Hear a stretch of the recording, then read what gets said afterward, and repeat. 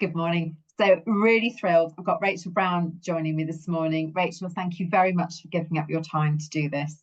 Oh, thank you so much, Suzie, for having me as well. Very excited about our conversation today. Absolute pleasure. We're having giggle because of the most incredible mural that's been painted on the wall behind you. And I said, if my youngest was watching this, she would be definitely putting in a bid this evening to be able to emulate the same throughout a sort of very pared back Scandi designed home. So really, really lovely to catch up. So for people who are listening who may not be familiar with your background, let me just kind of give a little bit of an insight. So you're incredibly well regarded in terms of what you've delivered as a senior marketeer. I've heard you described as visionary and intuitive in terms of your approach. And I think some of the things that have come through that I was very impressed with is clearly you have what is quite a unique skill. It's that ability to balance long-term transformation with the shorter-term commercial delivery. And that's probably the holy grail as a marketeer from that point of view. So well done you. You've got an amazing background with technology within the technology and beauty industry. So you've worked as marketing director at Dyson for many years, incredible brands. So thank you very much for joining, and looking forward to going through the questions with you. Oh, thank you, Suzie, and thank you for such a warm welcome and introduction. Absolute pleasure. So tell us a bit, if you wouldn't mind, about your career journey. How did you get to this point, and any standout moments for you? Yeah, that's a really fantastic question. Like you said, I was at Dyson for over 13 years, and that was at the business in global roles, regional roles, and market roles. And when I look back at my time at Dyson, I started in a company that was mainly vacuum cleaners. They hadn't gone into beauty yet. We hadn't really opened up the APAC region, and really my career was really accelerated with the growth of the business. And I have a motto of be comfortable with the uncomfortable, Suzie. So for me, when I think back at my career of how I got here, I think it's that constant yearning of growth and having those environments and people that'll give me that stretch. And I think it's a bit of a bizarre saying, be comfortable with the uncomfortable, but I do think as an individual, if you're not feeling that uncomfortability, you're not potentially growing or leaning and stretching yourself into certain areas. And when I think about those standout moments in my career, it's definitely where I've had those moments of big, bold, audacious goals given to me in big missions. And I think every leader would say in their career, when they look back, those moments of, oh my gosh, how am I going to do this? Is this possible? And those big wins. So a good example is I got the brief it was about eight years ago, to move the vacuum cleaner market from corded to cordless, and do that in a really accelerated timescale of about 3 years. And that's a big goal because you're changing consumer hearts and minds from something they've known for all their lives, right, into something completely new in terms of innovation.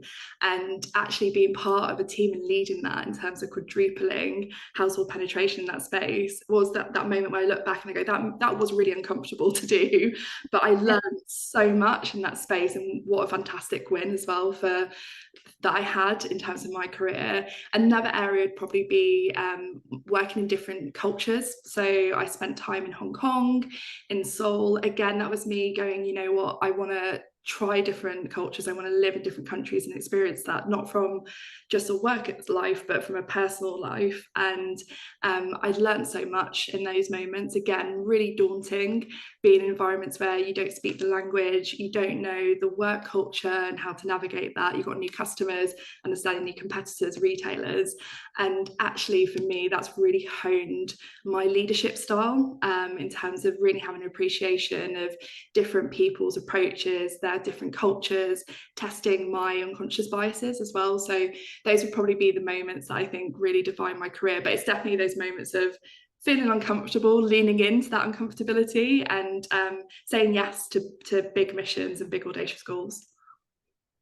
And talking of that, and I like that, the being comfortable with the uncomfortable. Talking of the big audacious goals, your strategy is an area where you've got really deeply honed skills. how do you navigate strategy when you're working on these times of kind of big change, growth, transformation? Yeah, there's been a lot of change, hasn't there? A lot of transformation over the past few years. I always start with the problem definition. So what's the why that you're trying to solve? Like, what is that problem? And for me, I will go really deep into that problem definition and really wide. So having a really explorative mindset. And I'll give you an example. So for me as a marketing director, my biggest bugbear is my team sitting behind their desks and in the office. You're marketing, you need to be the voice of the customer. So actually be explorative, go out there, hear what our customers are saying, hear what the owners are experiencing, hear what they want to see more from, what are the barriers, what are the triggers. I love doing call center listening. So actually hearing owners phone up, hearing the good, bad and ugly of what they're experiencing from the brand. Sometimes again, it can make you feel uncomfortable, but you learn from it. So for me, it's that explorative mindset. A good example is last year I worked the floor on Black Friday in a Currys store, and actually the research that you get for free in terms of what you hear from customers is just magical, and you get to have that two-way conversation. But again, it's that problem definition. So not just the market analysis, but actually the human side of things in terms of going and experiencing, understanding and testing your perspective in terms of, okay, this is what the research says, but actually is it really what the customers and owners are saying in the market that you're operating in? So starting with problem definition is really important, explorative mindset, and then stakeholder engagement. So my problem definition might be very different to a sales director's problem definition. Yes. And it usually is, and that's good in terms of it's good to have those tensions. But it's really important to get alignment, especially at an exec level, in terms of what that problem definition looks like, and be open in terms of shaping that together, because you all have to buy into that problem definition. Because if you don't, what you find is as you're implementing the strategy, the goalposts move, because the MD might come in and go, actually, I don't think this is right. And so you have to have that alignment and consensus up front and hold yourselves to it as well as an exec team. And then within that, you have to have flexibility as well, because although if your problem definition is strong at the start, your why shouldn't change, but your what and how might change as you go into the strategic outplay. So for example, preempting needs to happen in terms of flexibility of the plans, having your route A, B, C, and D. What I like to do is stress test with the team. So go in the consumer mindset, go into the competitor mindset. Okay, if we do this, what will happen in the market? What will we see in reaction to us as a brand that we're doing? And therefore, what should our plan B be to that? And what should our plan C be to this? So you have agility and flexibility. You can't preemptively see it all. So I think also having an understanding of sometimes you're going to have to pivot within that strategy is really important, and feeling comfortable as well that you're going to have to do that at some point. It's not everything is going to go right. And then having clear milestones within it as well. So what does success look like? Weekly reporting cadence on how things are going, regular reviews in terms of those conversations to make sure that everyone's feeling good on how the strategy is rolling out. And if we're not, how do we course correct and what does that look like? And then I think for me, ongoing communication is so important to make sure that everyone's mobilized towards that vision. That's a very, very comprehensive answer. Thank you for that. You mentioned earlier about these sort of big transformational campaigns. So how do you lead your teams when you're working on these transformational campaigns? Yeah, actually, this is the bit that I enjoy the most. And I think that's because it comes a lot with storytelling, which as marketing leaders is the key skill, right, that you hone throughout your career. And I think how you mobilize people to that vision and take them through that journey is very much being clear on what the why is. The context is everything, right? You have to make sure that people believe in the reason, the purpose for why they're doing this.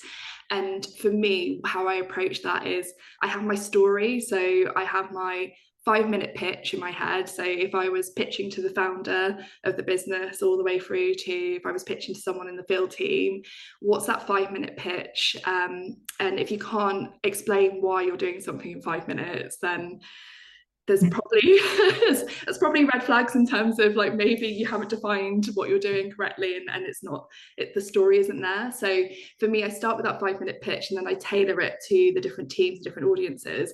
For the marketing function, I think it's really important for everyone to know their team's role, but also their individual role within it, so that they feel really empowered and passionate towards that purpose, but also that is measurable in terms of what does their success look like as part of this transformational campaign, what's their role in it. And I think having a culture where you embrace that you're all in it to win it, and really if we win together, we lose together, it's really that collective mindset that's so important, and celebrating the successes as well as and when they come. I think it's kind of natural, especially in high-paced environments, that you hone in on things that aren't working, but you also have to take the wins as well together, and those successes. And I think having those reflection points together are really important. But overall, I think it's having that context. Over communication is really important. Don't think because you've told the team why you're doing it that they've got it straight away. You have to have that ongoing conversation with them and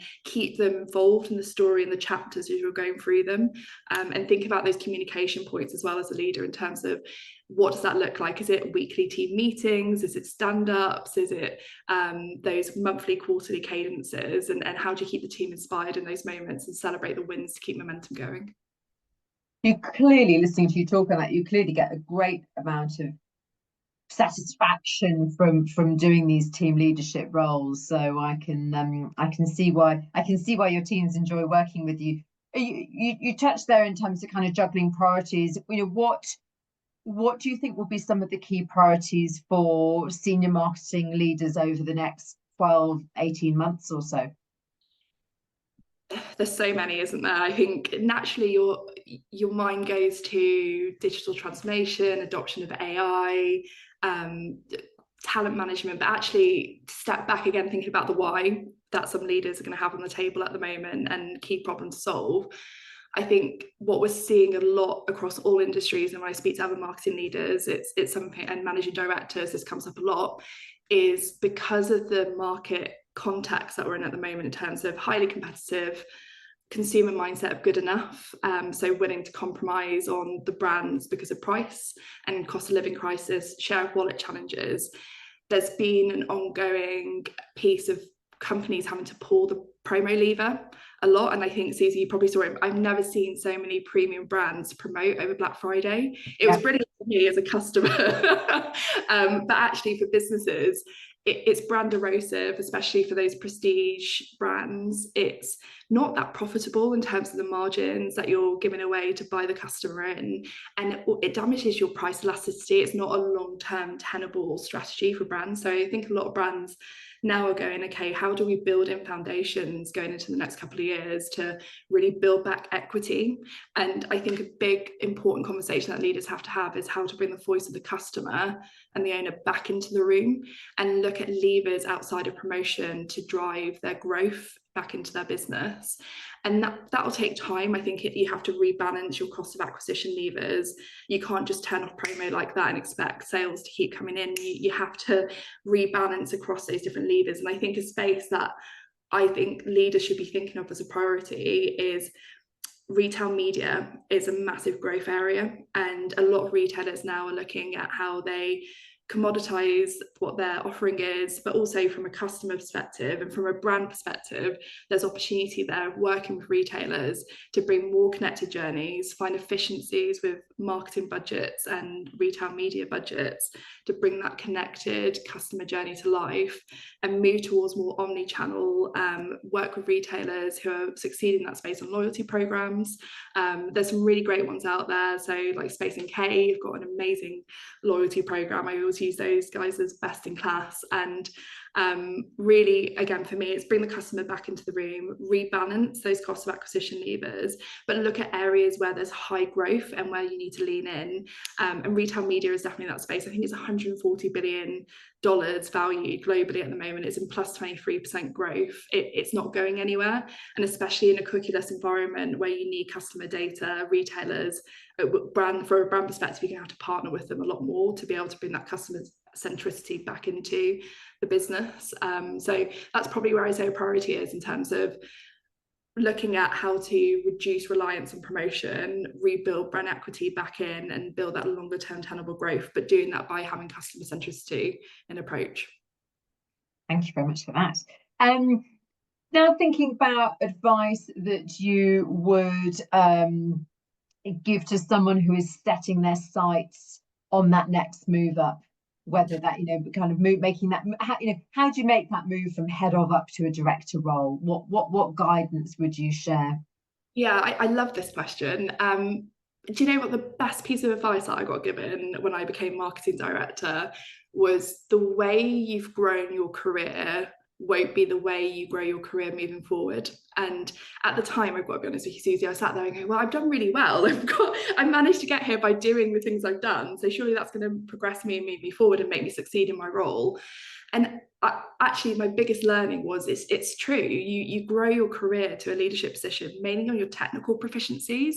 So it's more on the IQ side of things. Whereas actually, when you become a marketing director, I had probably a few months where I was still really leaning into, like, this is how I grew my career, and that worked for me. And actually, it's quite a lot of tension, because then I realised, no, my job is more on the EQ side of things. Like, I've got confidence in my technical proficiencies, but I've actually got an amazing team around me who are able to do that. My job is to be there from an EQ perspective, the team management side of things.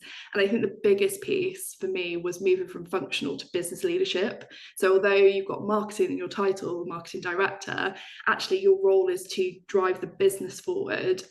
The managing director at the time, who I was working with, absolutely amazing woman, she gave me a book called The 5 Dysfunctions of a Team. I don't know, Suzie, if you've read it, heard of it. We will make a note of that. The 5 Dysfunctions of a Team. Yeah, really highly recommend it. And it's basically about how your first team is your exec team. So it's actually the executive team that you work with is your first team. I think naturally people go, well, marketing is my first team. That's the team that I'm looking after. But actually, you have to partner with your peers for the success of the business, and that's where you need to put your energy, in terms of making sure that you're in lockstep with them, because actually your own team benefits from that, in terms of having a really clear, aligned executive team that are going to do that. So I think for me, my biggest advice is be prepared to move into more from technical proficiencies more into EQ. It's a lot more about the softer skills, and then also changing that frame of mind from functional to business leadership. That's a big step change in terms of moving into that director role. Okay, thank you. We will share that book so people can download it and read that. And finally, we talk a lot on these Q&A sessions about positive or growth mindset and the rituals, habits, etc. that we have in this day. Clearly, unsurprising, there's a common theme between the senior directors that we speak to on this Q&A series. What would you share in terms of your kind of habits and rituals for a positive and or growth mindset? Yeah, I'm a very visual person, and I always use the analogy of a battery. Sorry, bear with me, Suzie, because it's a bit bonkers, but a battery, you only have 100% energy, right? And I use the analogy in terms of every day I check in with myself, because on a great day, I might be 80% charged. On a not so good day, it might be 30%. On an average day, it's probably like 60%. So I always remember and remind myself, I'm not going to show up the same every single day, and that's okay. My battery levels are always going to be different because of myriad of things, but adjusting to that in terms of, okay, if it's a really great day and I've got high energy, I know that day I'm going to tackle some of those bigger things that I need to be addressing. If I'm low energy, actually really looking at my schedule in terms of where's best to use that energy for that day. I'm more of a morning person, so I think having an understanding as well in terms of where can you give the most of the business and the team at that point, and where do you need to kind of recharge and reset throughout the day. I think that's a biggie. So yeah, the battery analogy I always use. And then I think it's really important to remember what you can control and what you can't. So that battery that you have, placing energy into the space that you can influence and change. And I think as a leader, a lot of the growth you have to go through is really being accepting of things that you can't control. and having to sit with that and feel okay with that, which is really hard, especially as leaders have got there, because they're amazing at what they do and they want to do the best for everyone and the business, but there's some things you just aren't going to be able to influence and control, and it will make you go stir crazy if you put your battery energy into those places. So I think for me, that's how I do it. I'm very choiceful with the energy that I have in me on that day, and I place it in the right areas, and really accepting of things that I can't control in that space. Oh, it's very smart, shows a lot of self-awareness as well. Rachel, thank you. Absolute joy, some super answers there. We'll share the book that you've recommended. Real pleasure to speak with you. So much. Thank you for your time.